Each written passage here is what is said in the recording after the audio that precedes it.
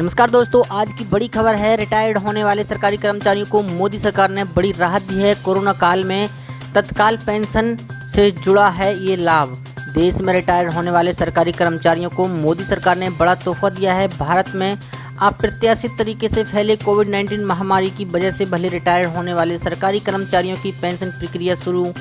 होने में देर हो रही हो, लेकिन इस कोरोना काल में उन्हें जल्द ही सेवानिवृत्ति का आंशिक लाभ मिलने जा रहा है। बीते 17 जुलाई 2020 को कार्मिक लोक शिकायत और पेंशन मंत्रालय के अधीनस्थ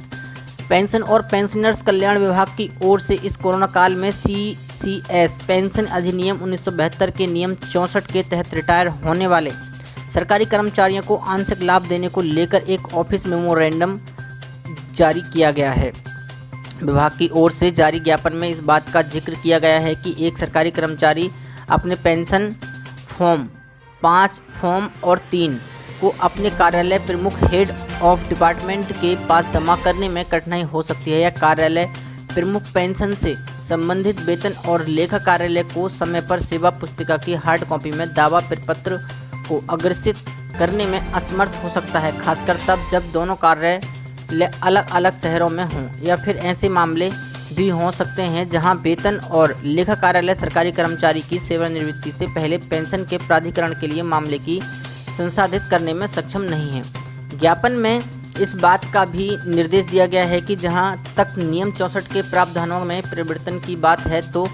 कोविड-19 के प्रकोप की वजह से कार्यालयों में काम प्रभावित होने तक लागू रहेंगे। सामान्य स्थिति बहाल होने के बाद विभाग द्वारा निर्देशों की समीक्षा की जाएगी। सीसीएस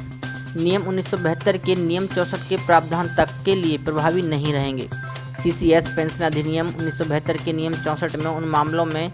अंतिम पेंशन का अंतिम ग्रेजुटी को मंजूरी देने का प्रावधान है जब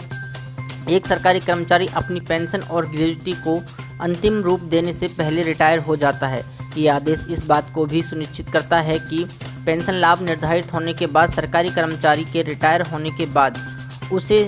समय पर पेंशन और रिटायरमेंट ग्रेजुटी का लाभ देने के लिए कार्यालय प्रमुख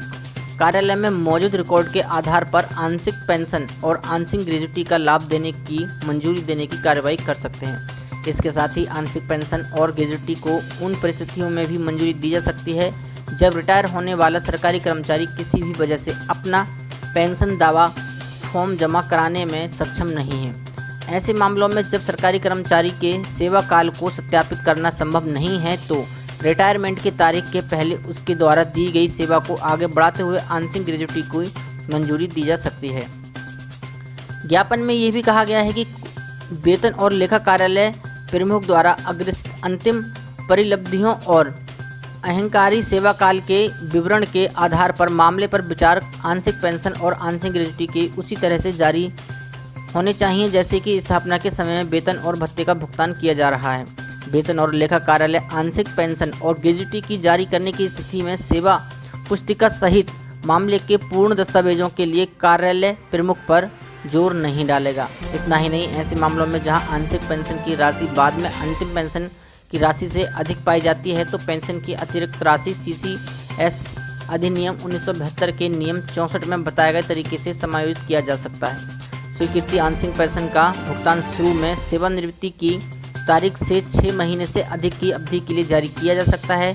पीएओ की सहमति और विभाग के प्रमुख द्वारा अनुमोदन के बाद अंतिम मामलों में आंशिक पेंशन की अवधि आगे बढ़ाई भी जा सकती है। इसलिए हालांकि आंशिक पेंशन की कुल अवधि किसी भी स्थिति में सेवानिवृत्ति की तारीख से 1 साल से अधिक के लिए नहीं होगी। ऐसी बड़ी खबरों को देखने के लिए हमारे चैनल को सब्सक्राइब करें और वीडियो को लाइक शेयर जरूर करें।